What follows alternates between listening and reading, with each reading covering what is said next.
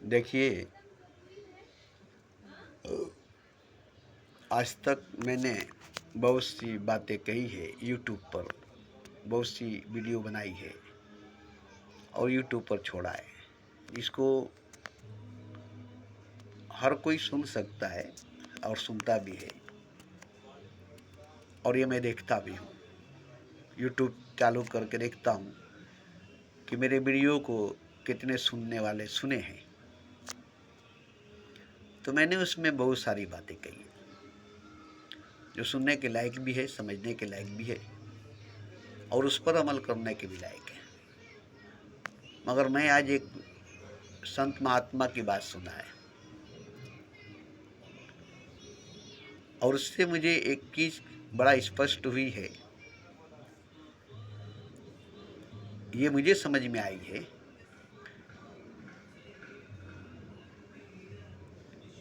कि जो बात बड़ी अस्थिरता से, बड़ी शांति से, बड़ी इत्मीनान से कही है, एक एक बात विस्तार से, वो वीडियो हमने सेव करके रखा है, जिसका निचोड़ मैं बताता हूँ। क्योंकि उन्होंने तो 20 मिनट की वीडियो में बहुत सारी विस्तार से कही है, सीढ़ी दर सीढ़ी, पदांग दर पदांग, स्टेप बाय स्टेप, जिसका पूरा निचोड़ एक ही बात आई। वो मैं आपके सामने रखता हूँ, जो जरूरी है, जिसको मैं समझा हूँ। और इसी समझ से मैं अब बात करूँगा। पहले मैं जो बात करता था वो भी सही थी, और अब मैं जो बात करूँगा ये भी सही है। तो क्या केंद्र जो है, सेंटर जो है, सबके अंदर अपना अपना सबका सेंटर है। इसको अपनी अपनी नज़रिया कहिए, अपनी अपनी सोच कहिए, अपनी अपनी विचार कहिए। तो इस हिसाब से सबकी अपनी अपनी सोच, अपनी अपनी समझ, अपनी अपनी विचार है, अपनी अपनी नज़रिया है। और यही वजह है कि सब अपनी अपनी सोच से, अपनी अपनी मिजाज से, अपनी अपनी नज़र से, अपनी अपनी नज़रिया से देखते हैं और जो उनको दिखाई देता है वो बोलते हैं। तो उसमें यही बात बताएं कि जो जिस सेंटर पर रहेगा वहाँ से जो देखेगा उसको दिखाई देगा।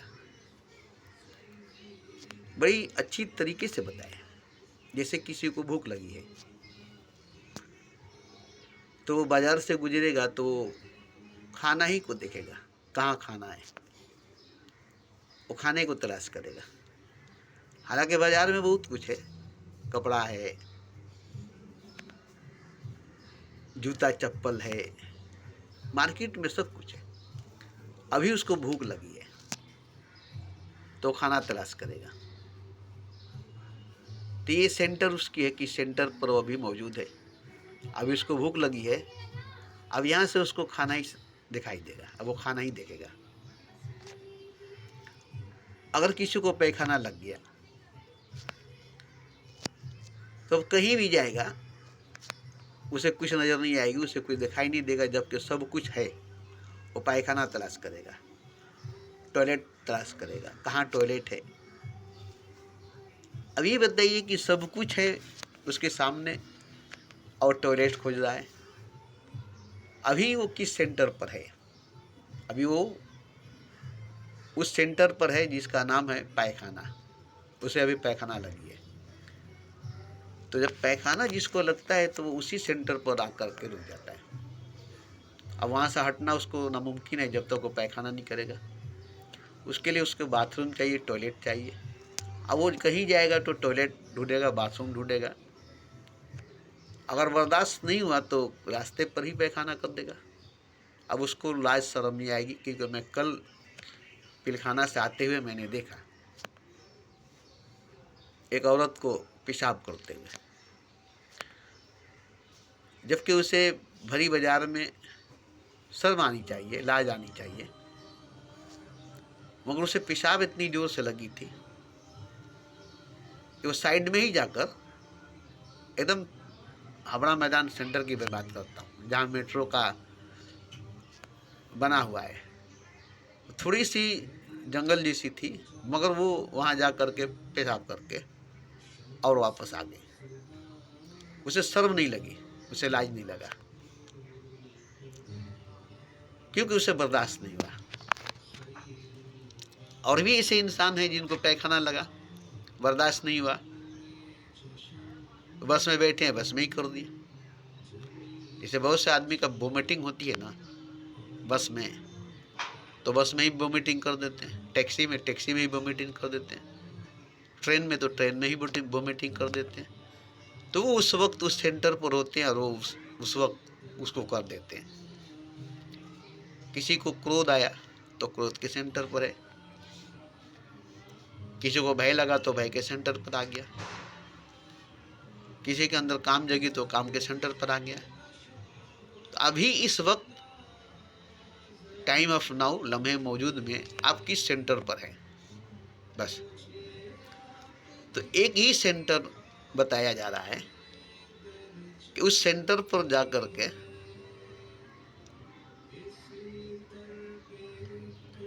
बड़ी सुख, बड़ी शांति, बड़ी आनंद मिलती है। वह है आत्मा के सेंटर। आत्मा के सेंटर पर जाकर के सुख, शांति, आनंद मिलती है। मन के सेंटर पर, बुद्धि के सेंटर पर, शरीर के सेंटर पर, ये तीन माने जाने सेंटर है। शरीर को सभी मानता है, जानता है, मन को सभी मानता है, जानता है, बुद्धि को सभी मानता है, जानता है। तो ये तीन माने जाने सेंटर है। मगर चौथा सेंटर जो है आत्मा, जिसको माना तो जाता है मगर जाना नहीं गया कि आत्मा है क्या। तो आत्मा है क्या ये नहीं माना गया, ये नहीं जाना गया और ये नहीं देखा गया। मन, बुद्धि, शरीर, तीन सेंटर को माना गया, देखा गया, जाना गया। हर आदमी इन्हीं तीन ही सेंटर पर घूमता फिरता है। मन के सेंटर पर, बुद्धि के सेंटर पर, शरीर के सेंटर पर, तीन सेंटर पर आना जाना करता है। इससे पार आत्मा के सेंटर पर नहीं जाता है। इससे क्योंकि देखिए त्रिकोण है ना, ऐसे ही मन, बुद्धि, शरीर है। अब इस त्रिकोण के बाहर जाना है, वो आत्मा है। त्रिकोण के बाहर जाना, मन, बुद्धि, शरीर के बाहर जाना, वो है आत्मा। आत्मा के सेंटर पर जाने के बाद अब वहां आत्मा ही आत्मा दिखाई देती है। जैसे बिल्ली को चूहा दिखाई देती है, उसका भोजन है, खुराक है, वो चूहे को देखेगी। हिरन को घास दिखाई देती है और शेर को हिरन दिखाई देता है। शेर का ग़िज़ा, खुराक मांस है, इसलिए वो मांस को देखता है, और हिरन का ग़िज़ा, खुराक घास है, वो घास को देखती है। तो जो घास खाने वाला घास देखता है, जो मांस खाने वाला वो मांस देखता है।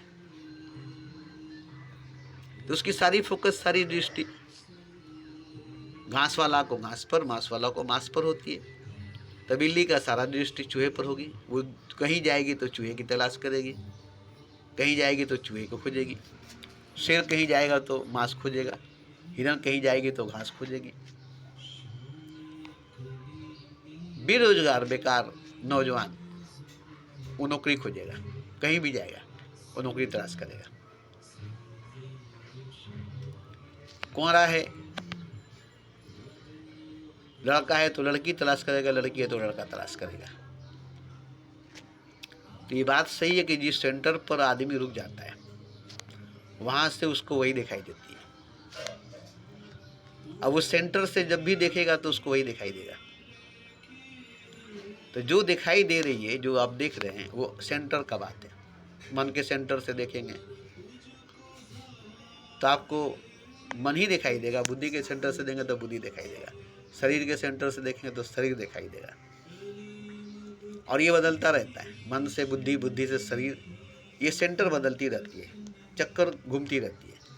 मगर आत्मा के सेंटर पर जाने के बाद अब वहाँ एक ही सेंटर है, आत्मा, और वहाँ पर कोई बदलाव नहीं है। वहाँ मन, बुद्धि, शरीर नहीं है, इसलिए कभी मन, कभी बुद्धि, कभी शरीर की बात आती नहीं है। बस आत्मा है। आत्मा बस एक रस है, आत्मा का रस एक ही है, आत्मा का स्वरूप एक ही है, आत्मा का रूप एक ही है। अब वहाँ से सब आत्मा दिखाई देगा। आत्मा के जगह से देखेंगे तो आत्मा दिखाई देगा, मन के जगह से देखेंगे तो मन, बुद्धि की जगह से देखेंगे तो बुद्धि, शरीर की जगह से देखेंगे तो शरीर दिखाई देगा। जिस जगह से आप देखेंगे आपको वही दिखाई देगा। इसी तरह से हम जिस जगह से बोलते हैं आप उस जगह से नहीं सुनते। हम तो बोलते हैं जिस जगह से, जिस मकाम से वो आत्मा है, और हम आत्मा के जगह से बोलते हैं, और आप मन बुद्धि शरीर की जगह से सुनते हैं। तो कहाँ से आप सुनते हैं? हालांकि सुनते ही हैं, मगर कहाँ से सुनते हैं? मन से सुनते, बुद्धि से सुनते, शरीर से सुनते, आत्मा से नहीं सुनते। हम भी कभी कबीर की, नानक की, मोहम्मद की, बुद्ध महावीर की बातें सुनते थे। कहाँ से सुनते थे? बुद्धि से नहीं समझ में आती थी, मन से नहीं समझ में आती थी, कान से नहीं समझ में आती थी। आज हम उन्हीं की जगह से बोलते हैं और उनकी सारी बात हमको समझ में आती है, क्योंकि हम भी उन्हीं की जगह पर आ गए। तो देखिए, कुरान, गीता, रामायण, बाइबल को खुदा ने या भगवान ने कहा है, वो अपनी जगह से कहा है, और आप उसको अपनी जगह से सुनते हैं। आपकी जगह से वो नहीं कहा है, सबकी जगह से वो नहीं कहा है, वो अपनी जगह से कहा है। अब खुदा अपनी जगह से कहा है, भगवान अपनी जगह से कहा है, ईश्वर अपनी जगह से कहा है, और आप अपनी जगह से सुनते हैं। तो ईश्वर की बात वो जहाँ से बोलता है, जहाँ से बोला है, आप भी वहीं से सुनेंगे तो समझ में आएगा। खुदा की बात वो जहाँ से बोलता है, जहाँ से बोला है, वहाँ से आप सुनेंगे तो समझ में आएगी। तो मोट बात, निचोड़ बात कहने का है कि खुदा की बात आप जहाँ से सुनते हैं वहाँ से खुदा की बात नहीं समझ में आएगी। तो कहाँ से? वहाँ जाकर जहाँ से खुदा बोलता है, या बोलने वाला जहाँ से बोलता है, वहाँ से आपको सुनना पड़ेगा, तब उसकी बात सुनेंगे। बोलने वाला कहीं से बोलता आ रहा, सुनने वाला कहीं से बोलता है, इसलिए बोलने वाले की बात सुनने वाले पर असर नहीं करती, सुनने वाला बोलने वाले की बात को नहीं समझता। तो हम इतने बात जो बोले सब परमात्मा के जगह से बोले, और आप मन के, बुद्धि के, शरीर की जगह से सुनते, संसार की जगह से सुनते, माया की जगह से सुनते। तो हम जो बात बोले आप उस जगह पर आकर सुनेंगे तो वही बात आप भी बोलेंगे। इसलिए कबीर भी वही बोले, नानक भी वही बोले, मोहम्मद भी वही बोले, बुद्ध महावीर भी वही बोले, राम भी वही बोले, कृष्ण भी वही बोले, मीरा भी वही बोली, राबिया भी वही बोले, मरियम भी वही बोली। जितने संत महात्मा, महापुरुष, पीर, पैगम्बर, अवतार हुए, वो सब ईश्वर के जगह से बोले, खुदा के जगह से बोले, और सुनने वाले अपनी अपनी जगह से सुने, और यही भेद पैदा हो जाती है। सब अपनी अपनी जगह से सुने, अपनी अपनी समझ से सुने, अपनी अपनी नज़रिया से देखे, और भेद पैदा हो गया, भेद पड़ गया। तो सुनने वाले को सुनकर उस जगह जाना चाहिए जहाँ से ये बात कही गई है। सुनना चाहिए, सुनना चाहिए। जैसे आप घर में बैठे, घर में सोए, रात को कहीं से आवाज़ आ रही है, फंक्शन हुआ, कव्वाली हुआ, तो घर में बैठकर घर में से भी सुन सकते हैं, मगर आपसे बर्दाश्त नहीं होगा। अब आप कहेंगे नहीं, अब हम चलेंगे, वहाँ जाकर सुनेंगे। तो यहाँ ईमानदारी आप बताइए, समझदारी बताइए कि आपने घर में बैठकर फंक्शन सुना, ऑर्केस्ट्रा सुना या कव्वाली सुना, अब आपको वहाँ जाकर सुनने की क्या जरूरत है? घर ही पर बिस्तर पर बैठ करके सुनिए ना, क्योंकि आपको सुनाई दे रही है।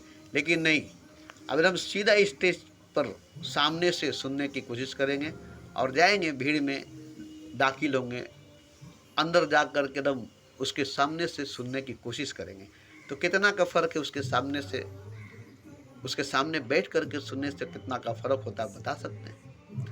बस कहने वाला या गाने वाला का भाव नज़र आता है सामने से, और दूर से उसका आवाज़ सुनाई देता है। फ़र्क यही होता है कि जिस भाव में वो गाता है वो भाव नज़र आता है, उसके सामने जाकर सुनते हैं तब, और दूर से आप अगर सुनते हैं तो उसका भाव नज़र नहीं आता। इसलिए गाना तो सुन लेते हैं, गाने वाला का भाव नहीं सुनते। और यही चीज़ कव्वाली में होती है, उसकी भाव किस भाव से गा रहा है। फंक्शन में, ऑर्केस्ट्रा में होती है, किस भाव से गा रहा है। और इसी तरह से मिलाद में, जलसा में, सत्संग में बोलने वाला किस भाव से बोलता है, यही आपको देखने के लिए सामने जाना पड़ता है। और उसकी भाव दशा देख कर के आप मान लेते कि नहीं, ये बात जो कहा है सच कहा है, क्योंकि भाव दशा देख कर आप मानते, किस भाव में डूब कर, किस दशा में जाकर उसने कहा है, और उसी भाव उसी दशा में अगर आप जाकर सुने हैं तो बात आप पर असर करेगा।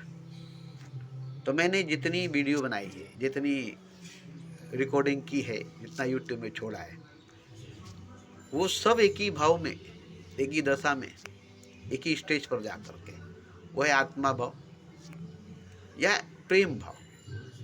आत्मा भाव भी नहीं, प्रेम भाव में, प्रेम के दशा में।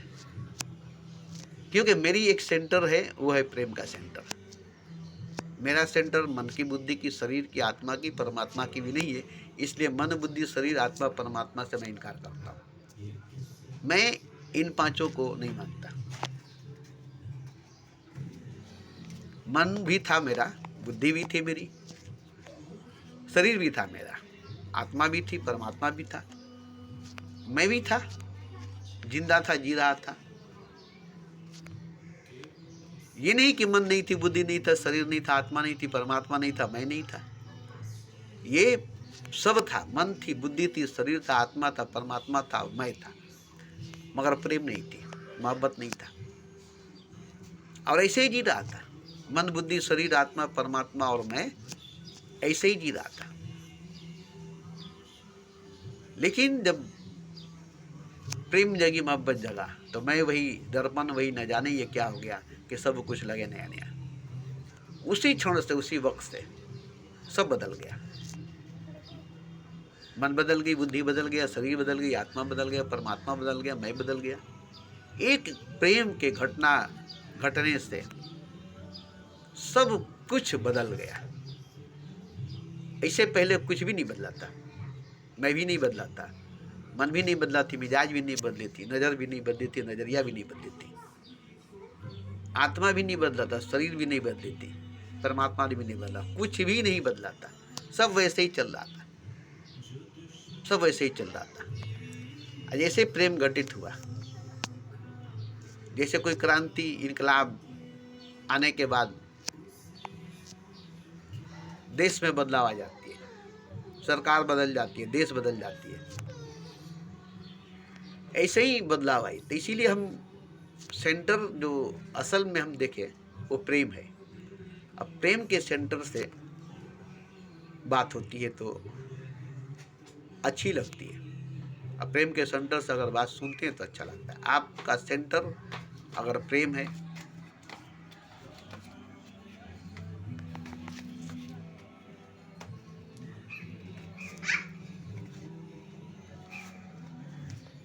तो आपको मेरी बात अच्छी रहेगी। नहीं तो आप किसी सेंटर से सुनेंगे और मैं प्रेम के सेंटर से कहूँगा, मोहब्बत के जगह से कहूँगा, तो आपको ये सब बात समझ में नहीं आएगी। इसलिए मैं यही देखता हूँ कि आप किस जगह पर हैं। मैं यही देखता हूँ, मैं तो देखता हूँ मैं किस जगह पर हूँ। उस जगह से हटने का सवाल ही नहीं, गिरने का सवाल ही नहीं। मन की जगह से हटा जा सकता है, बुद्धि की जगह से हटी जा सकती है, हर जगह से हटा जा सकता है। मन, बुद्धि, शरीर, आत्मा, परमात्मा और मैं की जगह से ऊपर उठा जा सकता है, नीचे गिरा जा सकता है।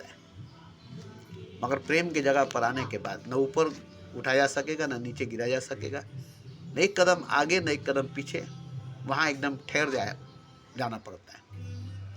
अब वहाँ से हटना नामुमकिन सी बात है। वहाँ से ऊपर उठना, वहाँ से नीचे गिरना, वहाँ से इधर उधर घसकना, हटना, एकदम पहाड़ की तरह जम जाना पड़ता है। वहाँ पर आकर के फिर कहीं जाने की बात नहीं आती, फिर कुछ करने की बात नहीं होती। सारे कर्म, सारे धर्म, सारे लाज शर्म खत्म हो जाती है।